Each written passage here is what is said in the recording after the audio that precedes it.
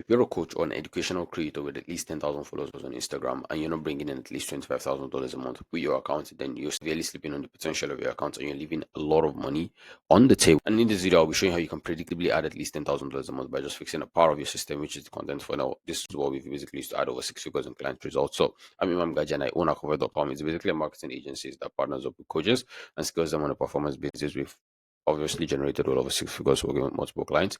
We started a brand new account for Natalie. Now we collected over $44,000 with just 3K followers. We also took James from $10,000 to over $40,000 cash collected, no revenue in just 25 days. So obviously I know what I'm talking about, right? And as you can see, the significant stripe in his spike in his stripe. So basically, what I'm about to show you would absolutely make you money. So I'll be covering why you're not making as much as you can. And it's mostly about like your point of view, not necessarily like mindset stuff, abundance mindset, but it's more like your point of view on things and also mistakes in your content funnel.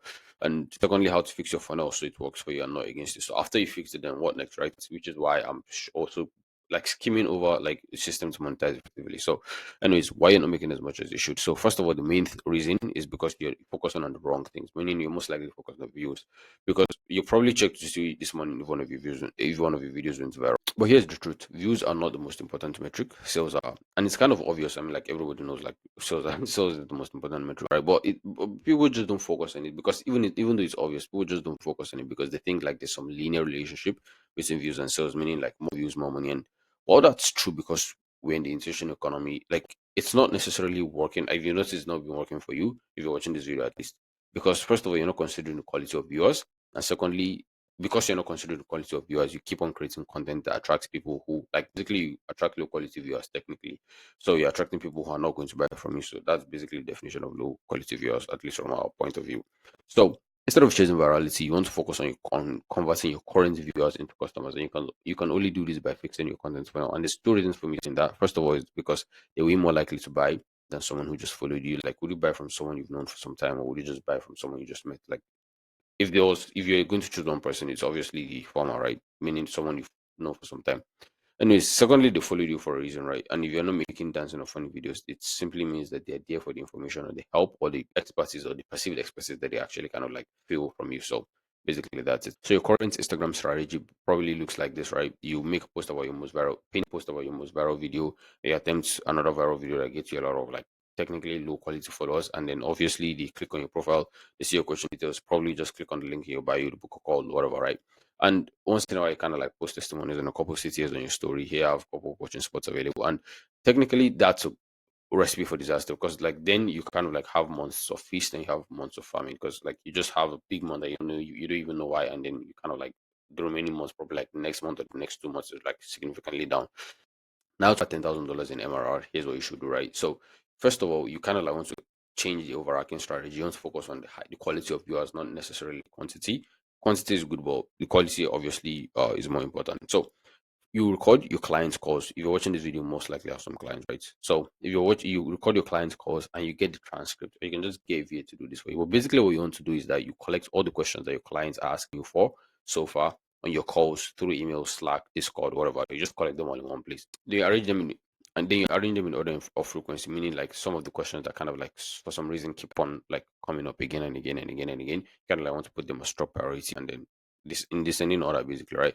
So usually most of the time when I've seen my clients, customers ask questions, like when I ask them to submit their stuff to me, it turns out that it turns out that the majority of the questions are just variations of, like 7 to 10 similar questions, like 7 to 10 core questions, right? Those recurring questions are actually pure good for your content strategy. You actually want to create content that directly answers those questions because this is exactly what your ideal prospects are wondering about too. I mean, like, let me break this down piece by piece so you kind of like understand and pay close attention to this, by the way, because once you see it, you literally cannot see it. So think about this for a second. Like, let's kind of like start from the beginning. Let's kind of like break this down to the bare bones, right?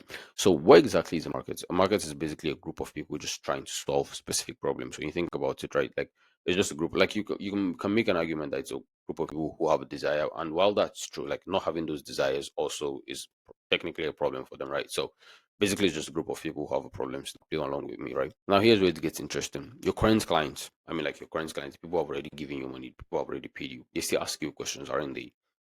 They're still trying to solve their problems technically, and they're asking you how you can how to solve their problems, right? Now let this sink in for a second, because even though they're your clients, it's still a part of the market entirely. So they're still looking for solutions Because even markets is a group of people that have a problem that want to solve that problem, and your clients also have that problem that they want to solve, meaning your clients are part of the market. So here's why this is huge, right? If the people who have already paid you, who have already given you money, are still asking these specific questions, then what do you think the rest of the markets who can pay you, like who are kind of like on the same caliber of those people who have already paid you, because you want to attract more of them, right?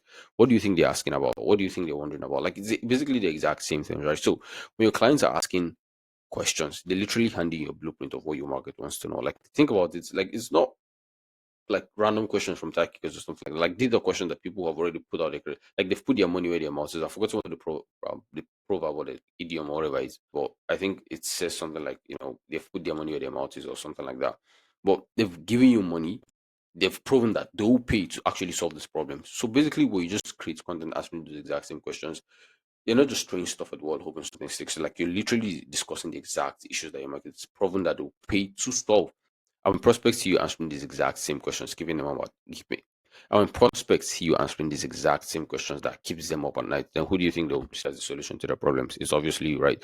And this is kind of like why most people's content strategy is backwards, because they're guessing what their markets want instead of just listening to what they've actually paid them for, right? And something important to note here is that when you're actually making the type of content, you want to deliver the what, right? Not necessarily the how. You actually don't want to deliver the how. You want to deliver the what, because when you deliver the how, like they have no reason to pay because you just told them exactly how to solve it. And it's fine if you want to do that, but like we're here to make money, right? So we actually want them to pay us to solve their problems, basically. So we give them the what, but we don't tell them the how.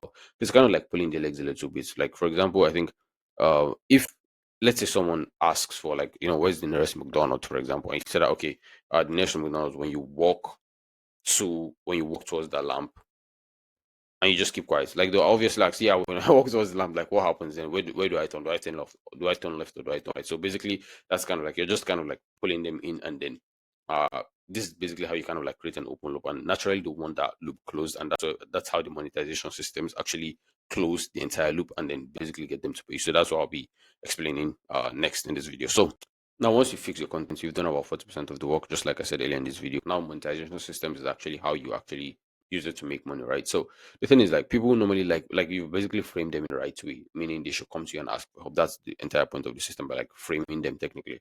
So a lot of people normally like putting up the problems for later and like not actively look for a solution until it actually becomes dire, right? At least that's what I do personally. So we want to capture people who have these problems right from the beginning. So like when we've created the open loop, naturally we want that loop closed, and we'll be like, hey, DM me. Like you can either use like a many chat automation, be like, hey, if you actually want the how or something like that, or like a free resource, or if you want more information, then just comment the word or DM me or something like that, basically. Now you can actually send them to like either like a VSL or like an email or like a sales page where you've put in your exact sales message of your value proposition, etc. Right? Like you've basically done everything, or you can just either have a conversation with them. But getting them into a sales conversion is significantly easier because, like I said previously, people kind of like just like pushing their problems down, like they just try to forget it, right? Because it's easier than kind of like keep on like remembering your problems and all of that stuff. So basically, in that sales conversation, you actually get them to like bring all of like you actually kind of like get them to like bring it up, and they see how like that is, right?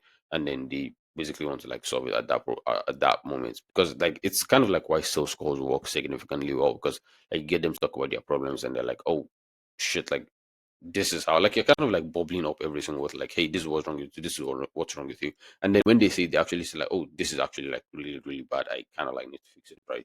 And that's why sales calls work significantly well. So like I said, sales conversation works better than you can just send them to, like, it's basically a sales conversation, meaning one-to-one, not really scalable obviously, then a VSL, then obviously like a sales page, and you can also like take them to emails. But like I said, like talking to them in the DMs works significantly better. So you kind of like just want to move them into a sort of conversation, like, hey, what's wrong with you? What have you tried? Do you want my help solving it? Book them on a call, basically. That's it. And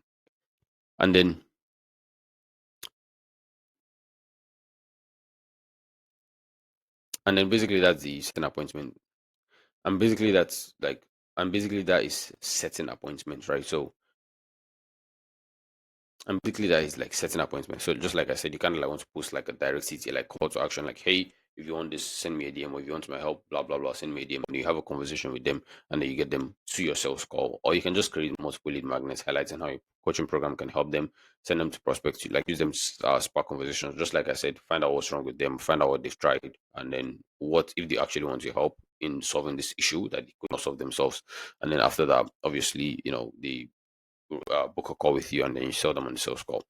And then email marketing basically also kind of like want to put some of these lead magnets behind like an opt-in. So if they actually want it, you want to split it different opt-in pages, but that's not the purpose of this video. So like I said, you want to put it like behind an opt-in so you actually get their email so you can send them like sales emails, obviously. So you want to write at least 4 emails per week, consistently selling and generating hype for your coaching program. Kind of like, hey, I just helped XYZ person solve this problem. I just helped XYZ person solve this problem. Here's why you can solve this problem. Just kind of like want to like create various angles for sales messages, basically, right? So if writing emails is not your strong suit, you can just get a copywriter or something like that who can maintain your voice. You can just use Claude. I think I have like an AI Claude prompt, basically like an AI Claude stuff that helps me write emails for clients. So if you actually want that, you can just send me a DM at Imam Gaji X,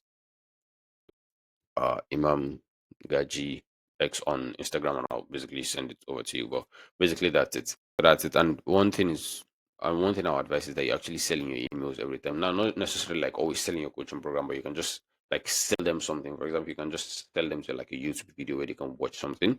They have more exposure to your content, like they're watching you like long form YouTube, and so they kind of like just trust you more, and they're more likely to actually spend money with you. So basically, that's it. So this way I basically come right. If you're ready to like this, if this sounds like a lot of work to you and you're ready to take the burden off your shoulders, build out your entire content and conversion systems from the ground up, write your emails, design your funnels, basically set up everything to make sure you generate at least an extra $20,000 in the next 6 to 8 weeks. So if you're interested, just click the link in the description, watch the video, or visit alchemy.com and just watch the video that I have there, kind of like explains more of the strategies. And then you can sign up or you can schedule a call like a free strategy session, no strings attached, obviously, and we can talk about how we can actually help you scale your business. And basically, yeah, that's it. So don't forget to like, subscribe, and comment what type of videos I should make next. Thanks.